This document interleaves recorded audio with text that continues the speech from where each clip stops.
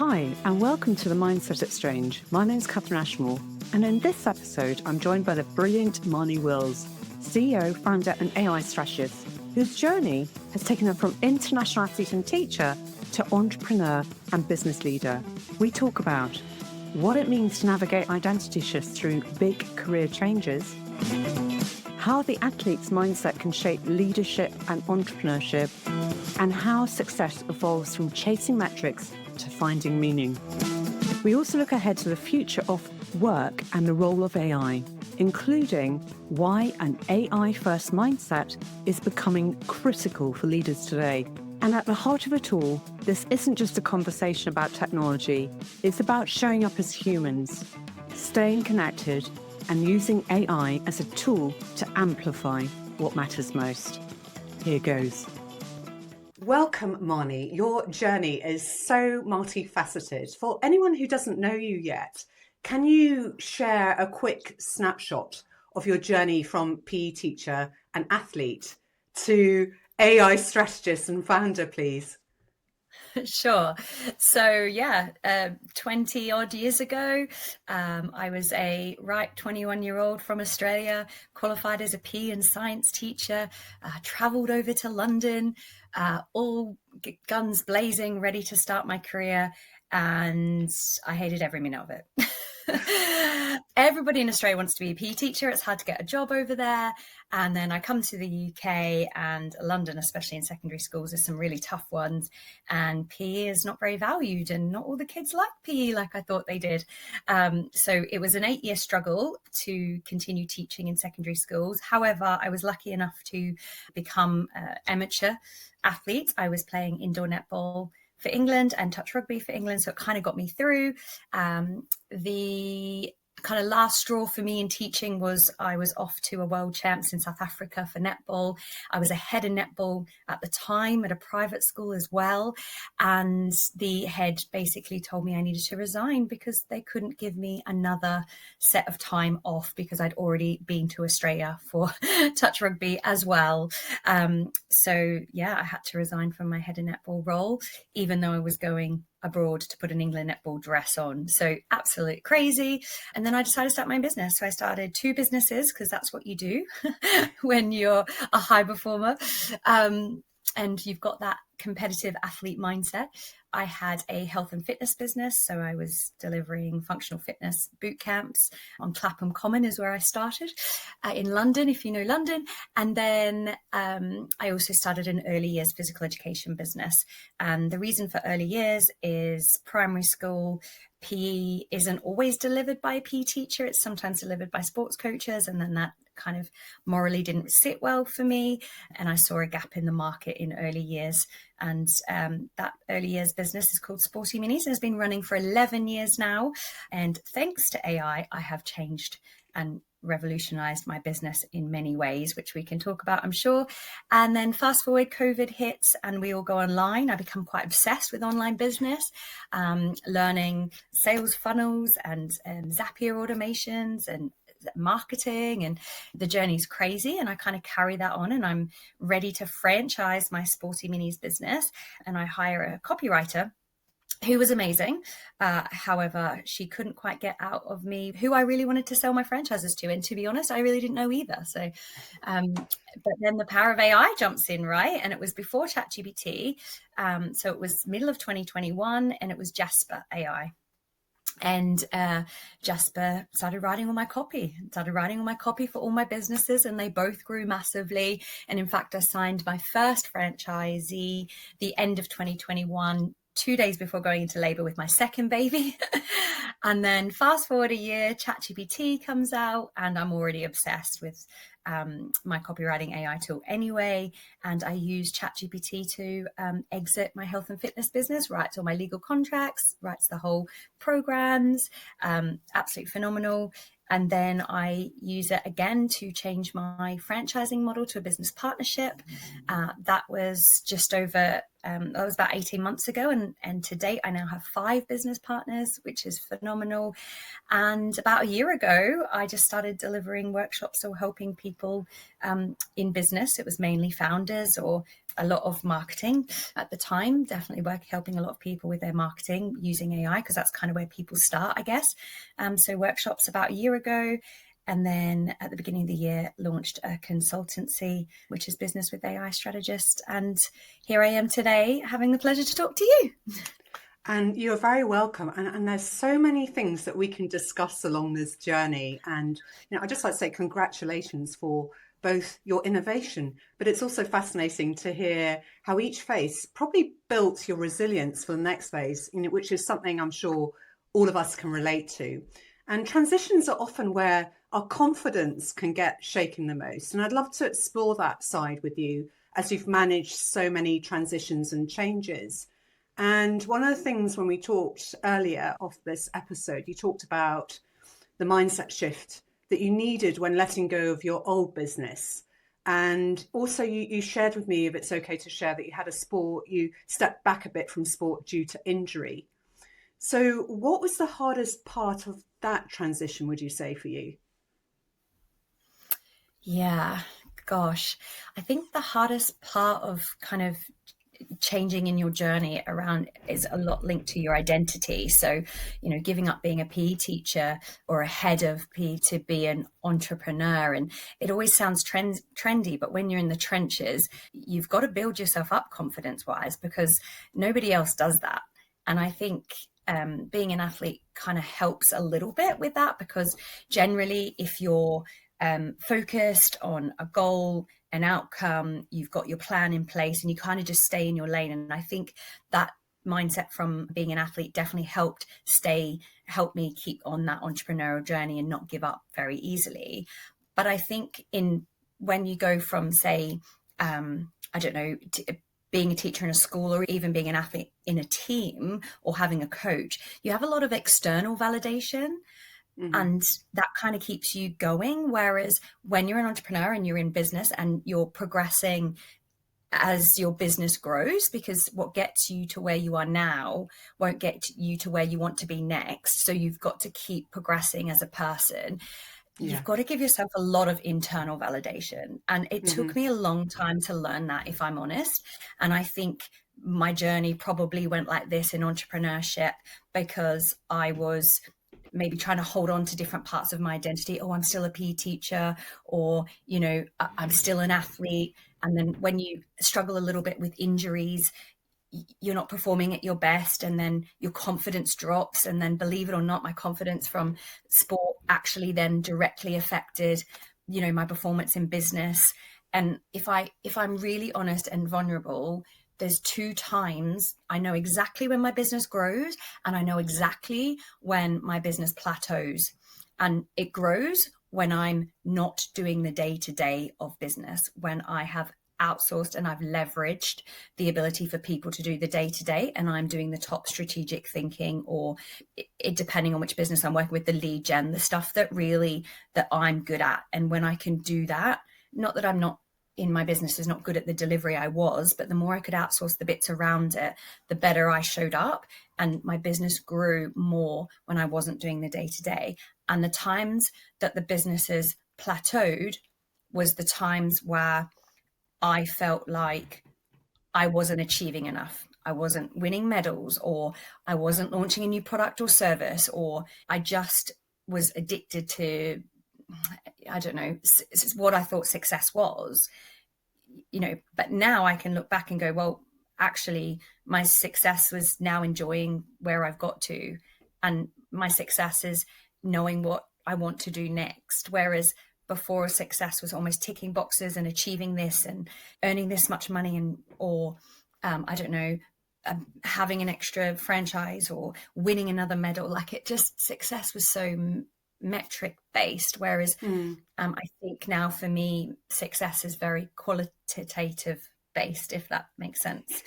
Absolutely. So yeah no, thank you for sharing that with us as well, and also your vulnerability. And I think that just reflecting on what you've said, there is a huge shift about your own identity.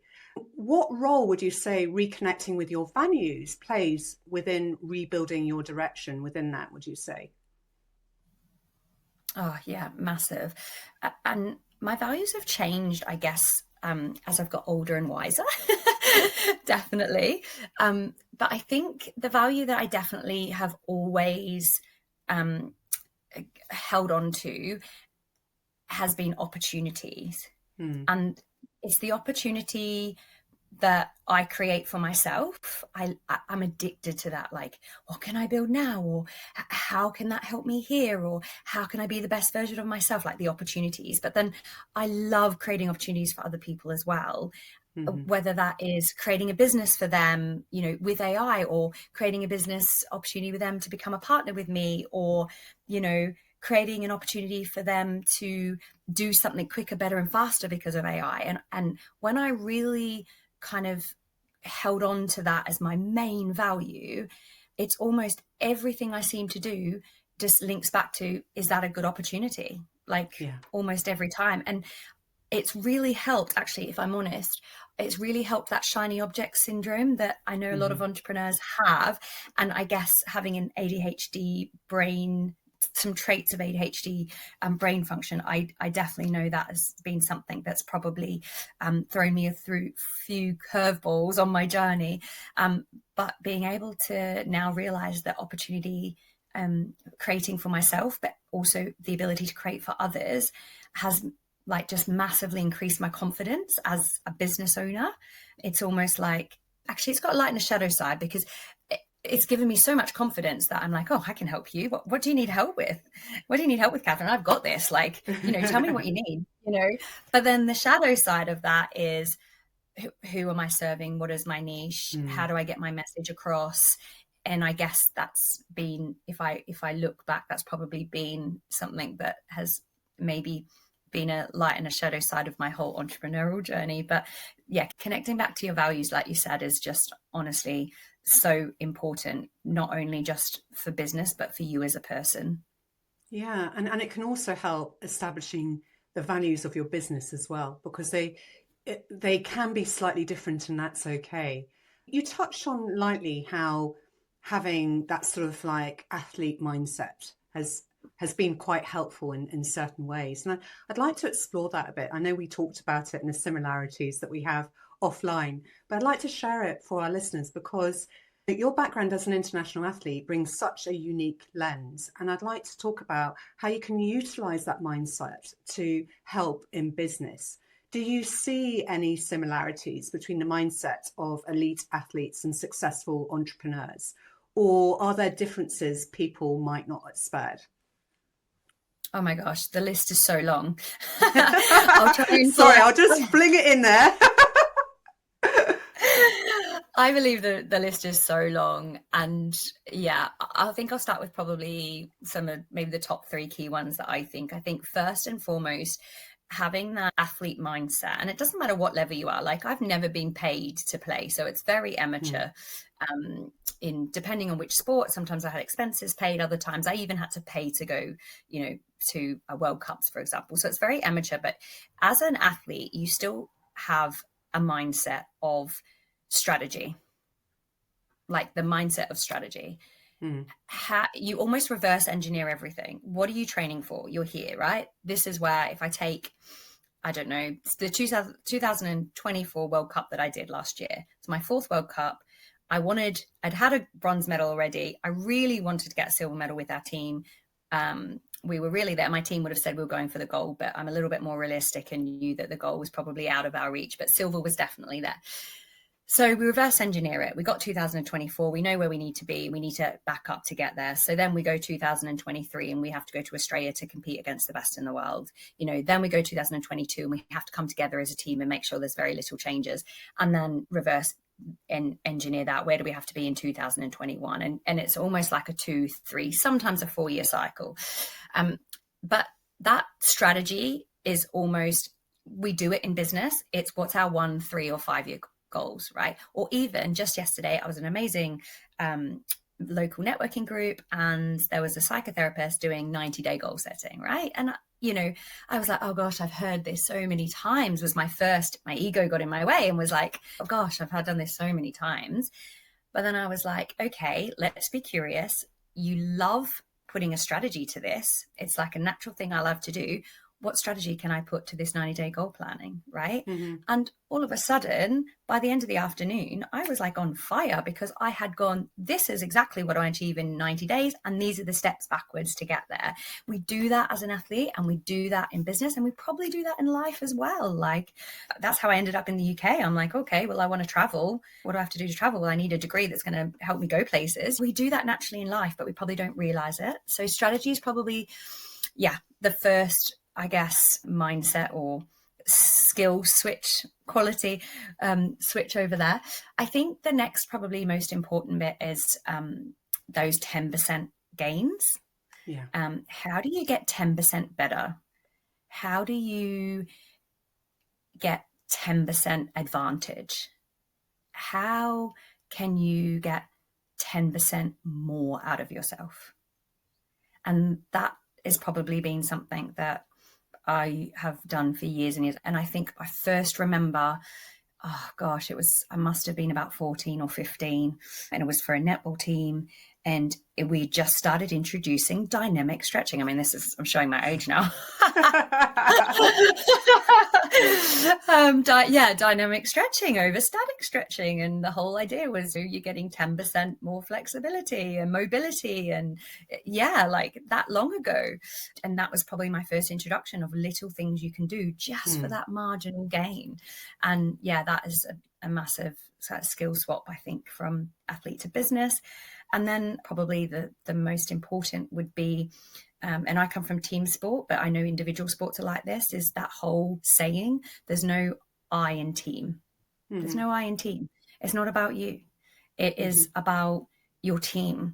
And actually, Wimbledon's finals was on the weekend. Every winner or runner-up, the first thing they did was thank their opponents, but they also thanked their opponents' teams.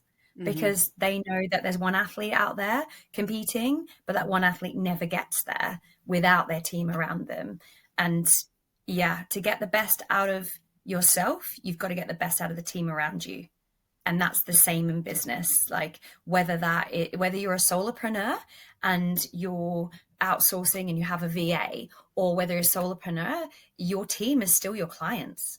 Like, how do you get the best out of yourself? You've got to get the best out of them. So they're my top three. That's amazing. Thanks for sharing that. The other thing I think about when I think about the athlete mindset is also the ability to grow despite setbacks or failure, because whether it's injury, whether it's you didn't win that race that you thought you were going to win, somehow mentally one has to tune into having a really strong sense of self to be able to grow. And have you found that as well, that that's helped you at times where in a typical entrepreneurial journey, let's face it, it is like a roller coaster, isn't it? Oh, massive. So interestingly, I'm going to get a little bit vulnerable here as well. It's probably been only in the last maybe 5+ years that I've actually come to terms with the fact that failure is good. Failure is learning. I would almost, because I'm so competitive, I almost wouldn't start or wouldn't attempt to do something unless I knew two things. I knew the strategy of how I was going to achieve it, and I was going to win. Like if I wasn't even going to come close to competing, I wouldn't be there. And that's got pros and cons to it alone, right? But if we transfer that to business, I left a lot of money on the table because I almost doubted my ability, and I'm like, no, that won't work. That won't work. Whereas a lot of other entrepreneurs would be, oh, let's just see how it goes, So I think that's definitely probably held me back. It's probably only if I'm honest, though, only the last 5 or 6 years that I have switched that to that you never fail, you only learn. And actually, sometimes you have to keep going in a process, like a 90-day process, to learn something. I would be the type of person, and I guess it's in my business name, right? Strategist. I would be the type of person that would be like, oh my God, I don't think this is working. I can't fail. I'll change the strategy. And I just go constantly from strategy change to strategy change. And honestly, that did not serve me at all. And what would you say served you, just learning and then building each time? Yeah. Oh gosh. Yeah. So the solution to the problem. I don't think I've nailed it, if I'm honest. I definitely make a promise to myself that I would stick out something for 90 days, and I almost turn it into a challenge of what can I Mm. learn? And Hmm. I will probably fail at things, but that is actually an opportunity for me to learn something. So, um, yeah, I I definitely haven't nailed all of that, and definitely not in business. I think I've gotten better as an athlete, and I've also progressed quite a lot in my coaching as well. So I'm off in a couple of weeks to coach the England mixed 20 side in the Youth Atlantic Cup in Ireland, which is very exciting. And I almost encourage us to lose a game throughout a tournament because it's a great opportunity to learn from those losses, which not everybody would agree with. So Yeah. I definitely have embraced a little bit more learning in terms of sport, but I probably still have a lot of work to do in terms of business. Well, I think we're all learning, aren't we, in the entrepreneurial journey? I definitely don't think you're alone. But tying it back into AI now, which is what we're going to focus on for the rest of the episode, how would you say your mindset then has helped you in the AI and business world? And has it Oh, ever held you back? yeah. So I think, well, I'll first start by saying I am not a techie person. I didn't think I was techie until I understood that actually we've been using technology for a very long time, and using Mm. technology is just about consistency. Yeah. So yeah, so I definitely had that mindset at the beginning. I'm not very techie. I think somehow I started using AI without even realizing that it's known as technology. And then I think because I just didn't know that, I didn't put a barrier up myself, right? Like I didn't put that barrier there already. And then I think the mindset I have again is I'm a really optimistic person, and I almost feel like there's always an abundance of opportunities. Mm. You know, I've always had that from the time that I could work from 15. I've always had two, three, four jobs at times because I'm like, there's so many things I can do. Like if I Yeah. look back, I've definitely had that from a really young age. So I think that mindset of there's abundance, there's so much that this can help you with, and almost like the challenge, that mindset of, gosh, how much can I do? How much better can I be? Can I have this tool to help me? Can I create this system to do it for me? Mm. That is the mindset that I think I've had throughout my business life and through being an athlete, that it's naturally transferred to AI. And because the nature of artificial intelligence, which I like to call amplify intelligence, it has the ability to help you be more strategic, help you Yeah. collaborate, do things with more efficiency, make you more creative. It's got the ability now, especially with agents coming in, to do a whole workflow for you. It's got the ability to talk you through the steps that you need to set up an automation, or maybe even set up a whole business or product or service. Like it can help you do it. And I think that because I've always wanted to find a winning strategy, try to get 10% better every time, I've always challenged, like I've gamified everything in my life without realizing it. AI sits really nicely in that for me, I think.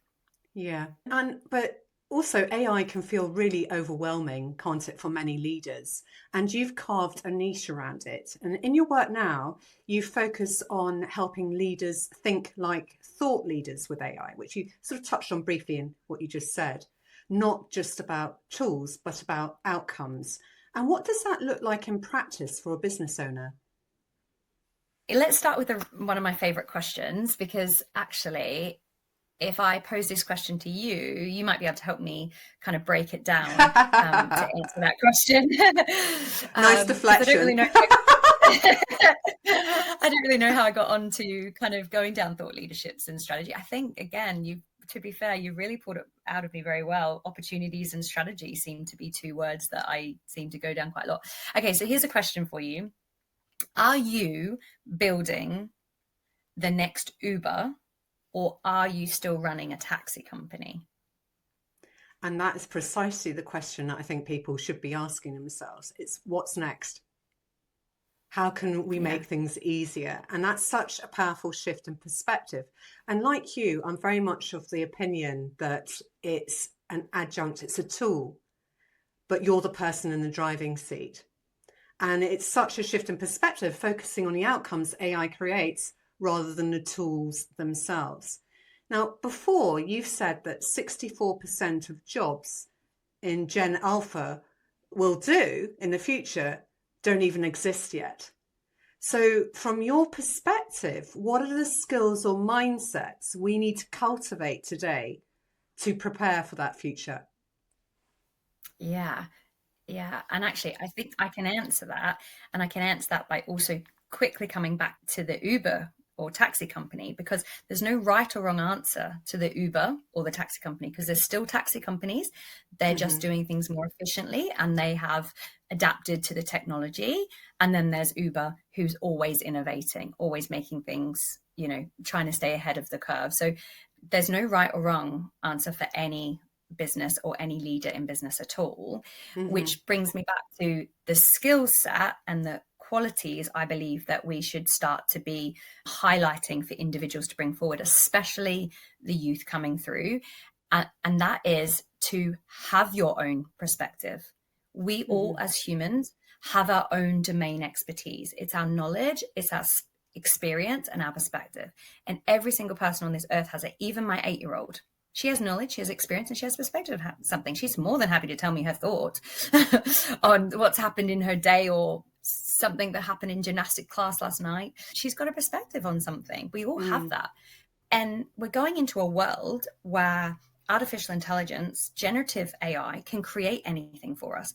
And if we are lazy and let generative AI tools create and we don't add any domain expertise, it is going to be a vicious circle of constant AI, rather than AI customized and trained on domain expertise. New AI content, customized and trained on domain expertise. And that's where we need to be adding that is a human quality that we need to be adding into the mix always. And then I think the next skill set is, because we are going to be having agents that do a lot of things on our behalf. Agents will be talking to other agents. Agents might be talking to other humans. I think it's really important that we are able to carve out time. And I think we will be able to, because there is a lot of talk around AI moving us to a 3-day work week, which would be really lovely. So when we carve out that time for human interaction, are we really connecting with that person? Now all the mental load is gone of running your business and doing simple admin things, all the things we think about. I don't know about you, but I met a friend for coffee the other day, and she was I'm not saying this horribly, but said with love, she was on her phone organizing something because she could and she can. And I'm like, are you here with me? But it's because we're addicted to doing those. But I do think we're moving to a world where we'll be just able to talk to our agent, book me XYZ, move this meeting and make sure my to-do list is sorted. And then we can go, okay, right, it's you and me here now. What would we like to talk about? Yeah. Do we want to share? Do we want to make more impact in our communities? What is our purpose now? Because I think our purposes are going to change a little bit, because we've come out of hopefully we're coming out of an era of do, go constantly. So skill set, I think, will be learning to be more present. I think that's going to need to be developed in many, many humans, and hand up for myself as well. I will need to relearn that skill of how to be present. So they're the two. I think, thank you for sharing that. And I think the power of connection will be even more important as well in part of that process of being present. But touching back on that movement from the sort of hustle culture to the let's see how we can move even more into the work smarter culture, there's also a lot of hysteria around what's going on with AI and almost overwhelm about, we see a lot of information even on LinkedIn saying that by this time next year, there's going to be so much change and no one really knows what that's going to look like yet. What do you wish more leaders understood about AI's real potential, which maybe could help calm the nerves of that slight element of overwhelm or hysteria around AI? Yeah, I'm going to start by saying, when the internet came in the 1990s, for every job that it took, it created 2.4 new jobs. Okay, so we need to get that out of our head, that it's taking our jobs. Yes, it will take jobs, but it is going to create more jobs. But going back to the taxi company, the job will still exist. The job description will look different. And that's where we need to mirror that concept, that thinking around, okay, our jobs are going to be there. They're likely going to look different. And if they're not going to be there, don't stress. One door closes, another door opens, right? Mm-hmm. But what leaders in business need to realize is coming really soon. That Gen Alpha, like you said, 2010 to 2024, they're entering the workforce by 2030. And 64% of their jobs do not exist yet. So how are you and the leader of the business thinking about creating their jobs? Mm-hmm. And the way to do it is to have that AI first mindset. It is not AI can do this for me. You cannot start there. You need to start with, can AI collaborate and do this with me? You have an opportunity to use the smartest technology we have ever created. It is so smart and could be so dangerous, and probably will be dangerous at times, but let's keep optimistic. You've got this massive technology. If you turn around to an AI model, say ChatGPT, and you say, create me this, you're basically like asking it to be a baby talk like a baby. Like you have to say something like, I am hoping to be able to create a new product or service. This is where I think I can take it. Ask me questions about why I want to create that. And then it will start to ask you questions, and then it will start to get your domain expertise. And then you go, okay, is there anything missing? And they go, yeah, actually, you haven't thought about X, Y, Z. You're like, okay, cool. All right, now let's put that together. That's a strategical way to use artificial intelligence. And that is the way all business leaders need to be doing that. From that AI first mindset of, can AI do this with me better, is where it needs to start. Then you can move down to, can AI help me do this faster? Fine. More efficiently? Fine. But you have to start with the strategic, can it do it better? Otherwise, we are going to underutilize, you're going to miss opportunities. I think we're going to naturally become dumber because we'll just be using AI content after AI content. All said with love for business owners to really step into an AI first mindset right now. Download 3 tools on your phone: Perplexity, either ChatGPT or Claude, or if you use Google or or Copilot, one or the other, use one of those 4 models, and then make sure you download a meeting note taker so that it can listen to everything you do and become your second brain. Start with those 3 things. Start with strategically thinking. And if you can use it, I'm talking 2 hours a day minimum, you will see those opportunities opening up, and you will be ready to be able to adopt this AI powered businesses that we're moving to. Absolutely. And as AI evolves, the conversations around data and intellectual property, thinking about this, then become quite front of mind and becoming quite urgent. And I know this is an area that you're quite deeply passionate about. Data is becoming such a valuable asset. For anyone listening today, what should they be thinking about in terms of data security and intellectual property as they use AI? So I'm definitely not an expert in this, and I'm definitely collaborating with quite a few experts in this field, because you can't know everything, and it's important to learn off your peers within the group. So I am doing an AI compliance workshop at the end of the month. So my views on this might change, but here is where I am now. When I use an AI model, I don't really give it enough intellectual property for me to feel like that I'm at risk at that. I don't really have enough. It's just, for me, I believe if you're trying to be a thought leader, you're trying to be an expert in your field, the more you share, the more you're able to make more impact. But I do realize that there is some people that do have intellectual property. So I keep on the security measure that says use your data for training other models. I keep that on. But if you want to turn that off, in every single model you use, it's just under the settings in the control panel, and you just toggle off the ability for the AI to use your data for training model. Does that mean that anything that you put out in an AI model like OpenAI or like Microsoft or Gemini can be found? Likely yes, unless you're on an enterprise or a Teams account. That is the only time that it becomes closed. So if you're on an individual account, just you, your data can be found. It might not be used to retrain the model, but it likely can still be found.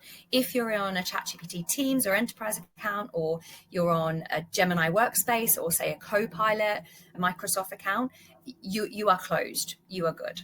There are quite a few other companies out there which you can have a closed model on your actual laptop.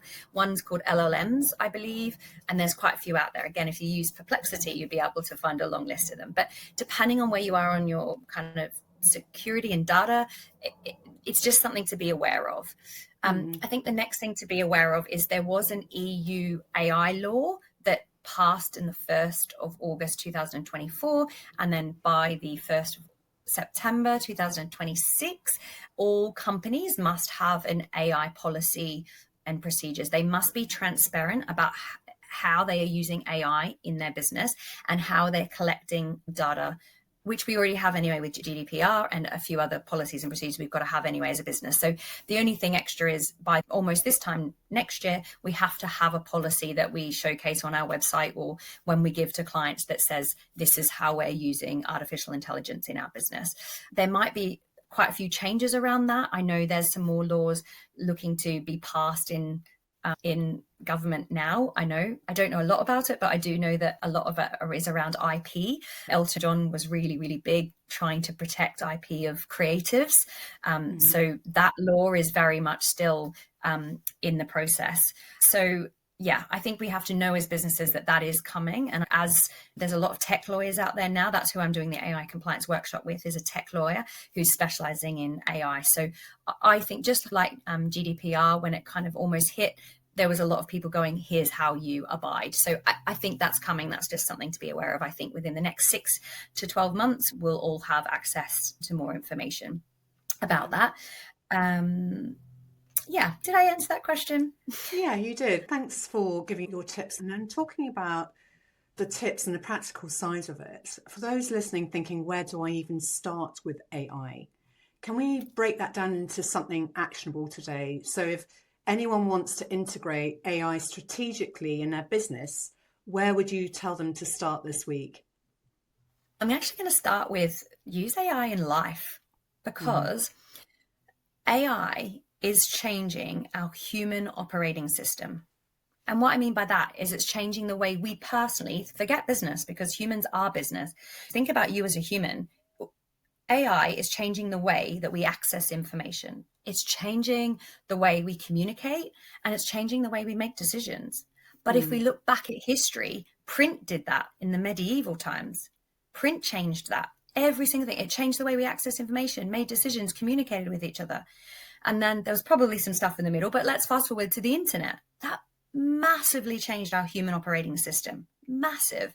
And then without realizing it, social media and smartphones almost go hand in hand, and they have changed our operating system. They've changed the way, oh my gosh, they've changed the way our children or the Gen Z generation, the way that they humanly function has changed.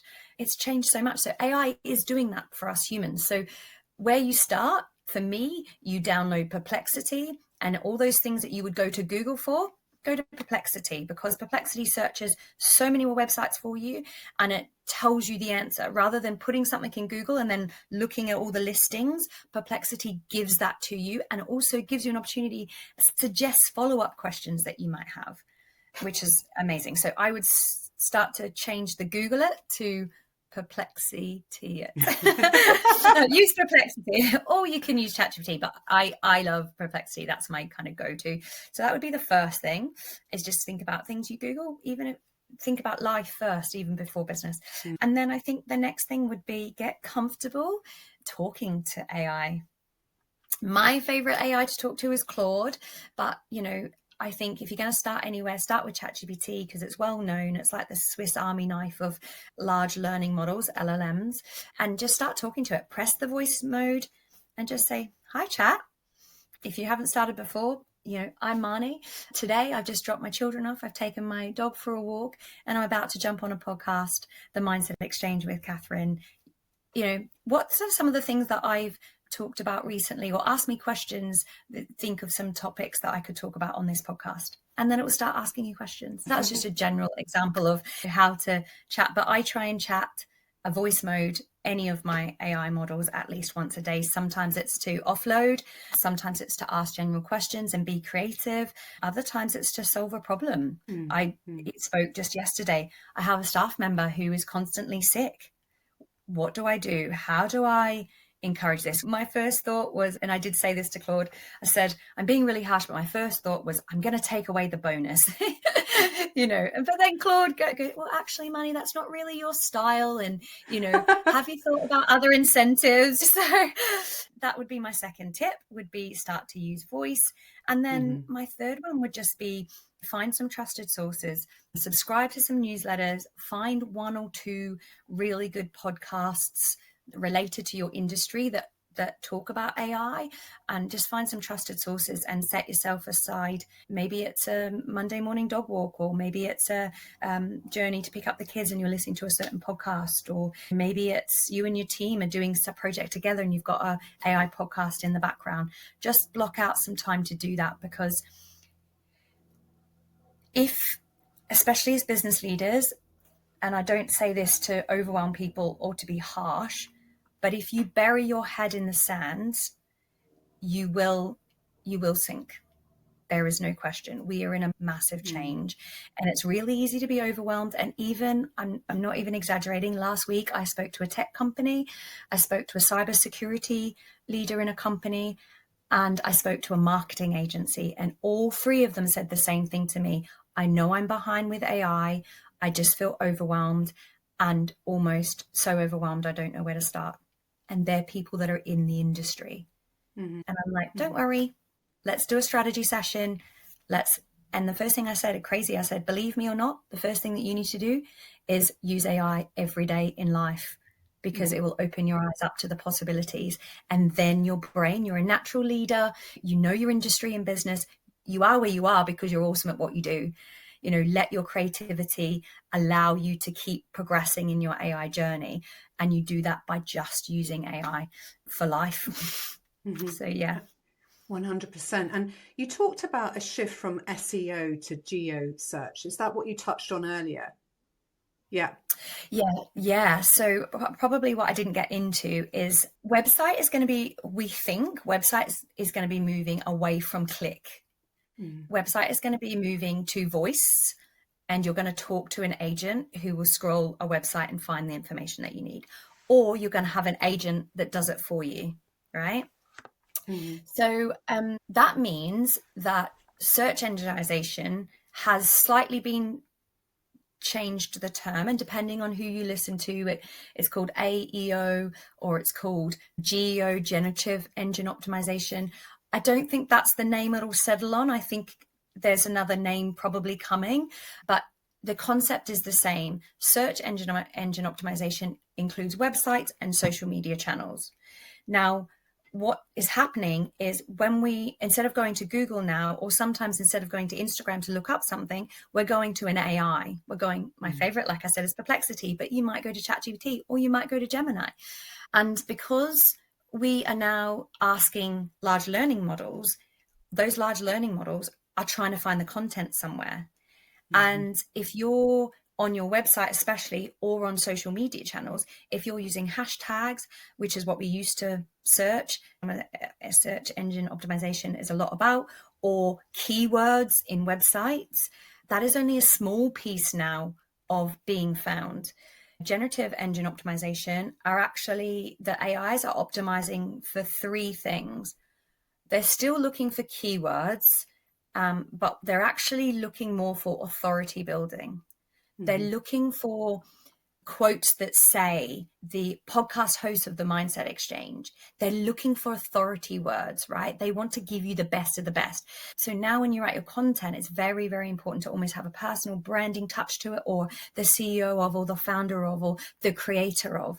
Build that authority. And then the third thing it's looking for is, because it goes deeper, because you're not just doing one search on, say, Google search, find me the best restaurant, you're probably using maybe ChatGPT to say, find me the best Indian restaurant in this area that has the top reviews, right? You're putting more into it, which means you almost need to do bottom of the funnel content when doing your messaging. So it used to be top of the funnel, really generic stuff, how to, or this restaurant, or now it's bottom of the funnel. This restaurant achieved this star results because they had these amazing reviews. I mean, that's just a very off the cuff example, but hopefully that's really clear, just to say that we need to be showcasing more of exactly why we're doing what we're doing, why we're doing it, how we're doing it. We need to have that in our content now so that generative engine optimization can pick that up. Yeah. Thank you for sharing that. You talk about agents. For those who don't understand what you mean by that, can you explain that a bit? So we've got if we just back up a little bit, we've got AI. So we've got our kind of machine learning AI and our deep learning AI. So if we think deep learning, we think Alexa, right? So it's a deep learning AI. We've then moved to generative AI. And the first generative AI is giving it some information. Maybe it was an old school chatbot on the website where the chatbot would come up and you go, can I speak to somebody? And they would go, what questions do you want answered? And you go, I just need to speak to a representative. And then it would say something like, oh, tell me, it's only trained on FAQ. So that was kind of the chatbot. We've then moved into your general chat within your large learning model. So that is you asking a question. Hopefully you're prompting with some framework. Maybe you've given it a role, maybe you've given it an outcome and a task you want and the way you want it. So you've given it some context. That's normally how we prompt engineer. We give the large learning model some context. So then we're able to chat back and forth with our AI, right? And we're able to ask it questions. It can ask us questions and we can talk about it. The next one is moving to generative pre-trained transformers, which is where you've created AI assistants that have custom instructions. You only act in this way. You are a LinkedIn strategist. I'm an expert LinkedIn strategist that only covers LinkedIn trending ways to post. But then you also have knowledge base. And that is probably the most important when it comes to creating AI assistants or projects or GPTs, is the knowledge base. Give it as much knowledge base as possible. If we're talking business and we're talking a LinkedIn strategist, it needs to know your mission, your values, your personal branding, your service, your products, your outcomes, all of that. Give it as much knowledge base as possible and keep updating that knowledge base. That is the key. So that becomes a generative pre-trained transformer or a GPT. So then you've got your chat, then you've got your GPTs, and then we're moving to agents. Now, agents have the ability to be given a task or just an outcome, not even how to do it, just given an outcome. They go off, they do the research, and they come back and perform it. A really good agent at the moment is on Perplexity on the paid version called Labs. Now, Labs on Perplexity is, I could say, here is my transcript. I would like you to go away and do research on other topics that relate to what I've talked about. Come up with a platform, and it will go off and it will do the whole research. It will compare because I've given it context. And then it will go off and it will build me a platform, an interactive platform with all that information in. And then I could connect an AI tutor to that and say, and then we could sell that platform if we wanted to, monetize or give it away for free, and have the AI ask the person that goes to that platform, what is it that you love about your business, or what are your values in business, and how can that apply to AI? And then we link it in. So that agent can go off and do that whole thing for us, which means future down the line, we can train our agents to do certain tasks with certain knowledge base, and it can go away. It can do the thinking about how it's actually going to achieve that outcome and then go and do it for us. And Visa just literally last week created, it's called an MCP. So I don't want to get too technical, but it's called an MCP. So now you can give your Visa account, you can give the MCP link to your agent, and you could say to your agent, go and find me flights to Australia. My partner just flew out last night to the Lions tour in Australia, which is amazing. Find me the best flights for a family of 3 traveling on this day, this time, and it must be under this cost. It goes away, it finds it, comes back, and I go, yes, please book this. With the Visa MCP link, it can go away, it can actually book the flights for me. That is where we're heading. Amazing. So exciting, and so much potential out there. I'm going to ask you a final question, because sadly I could talk to you for ages. It's so interesting, but we're running out of time. So finally, I'm just going to ask you my last question, which I ask all of my guests, which is, if you were to recommend one book that's had a powerful impact on you, what would it be and why? I'm going to go two, but they're both from the same author. So I love Daniel Priestley. I think he's phenomenal. Yeah. And quite a while back, I read his Key Person of Influence. I'm talking way back in the start of my business, probably 8-9 years ago, when I was thinking about franchising, so the Key Person of Influence was very, pivotal in my journey. And it was more about, because I think I'd got down the wrong track for Sporty Minis and my health and fitness business, almost creating a brand, but not realizing the brand should have been around me. You have a female dual international athlete, should be the face of your brand. I should be really pushing that out. But instead, I was trying to create a really cool name called Sporty Minis. And then I was trying to create a really cool name called Sports Fit. I was trying to create the brand instead of linking it back to me. So that was a really pivotal book for me, for sure. But he's also written another book, which it really helped me in this AI journey. And he's co-authored it with Jodie Fox, who's really big in the AI space now. She's got something called Coach Fox AI, and she helps coaches, consultants, people build their own AI of them. So it could be Katherine AI as an example, right? She helps them do that. So they came together, but this book is probably at least 3 years old, and it's called How to Raise Entrepreneurial Kids. And that book was super fun to read. I absolutely love that. And that really ignited the passion to, we've got to embrace AI. We've got to embrace the education of AI, and we've got to embrace AI in education. And we've got to do it soon because, we're building a world of entrepreneurs, and because the way we're learning has changed, right? So back in the day, it would be rote learning. I remember failing a lot of my exams because I couldn't rote learn. I'm a kinesthetic learner and I'm an auditory learner. Or visual, I couldn't read and remember. It's just not how my brain works, but that's what the education system is made for. So of course I would think I was dumb because I wouldn't be able to get A's, and I just struggle getting C's, and I'm like, why am I so dumb? But it's just the way the education system is. Whereas actually we need to raise entrepreneurial kids. What questions are they asking? How can they reverse engineer a problem? How do they find a solution to a problem? That is where we need to be building and be pushing the next generation, is to that critical thinking. And AI is 100% going to do that, because the only way to get the best out of an AI technology is to ask good questions, or ask the AI to ask you good questions.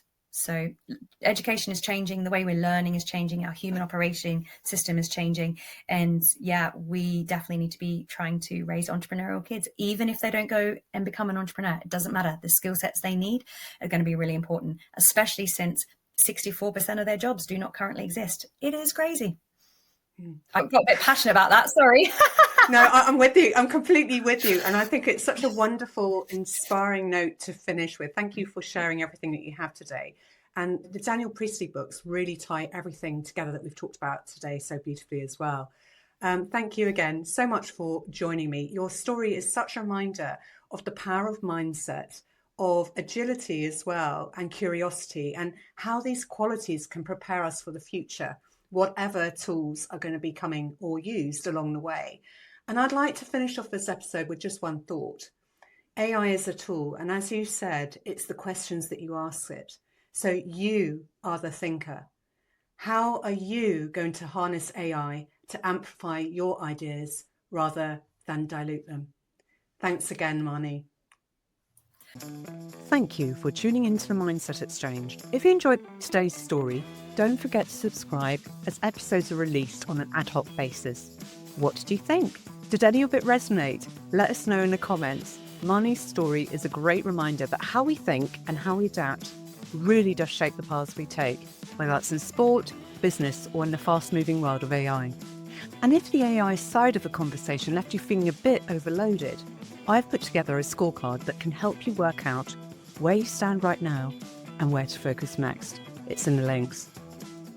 If you'd like more support with keeping up your self-belief, backing up your decisions, and moving forward with clarity, that's exactly where my program, The Confidence Accelerator, is designed to help. Thanks again for listening, and see you in the next episode.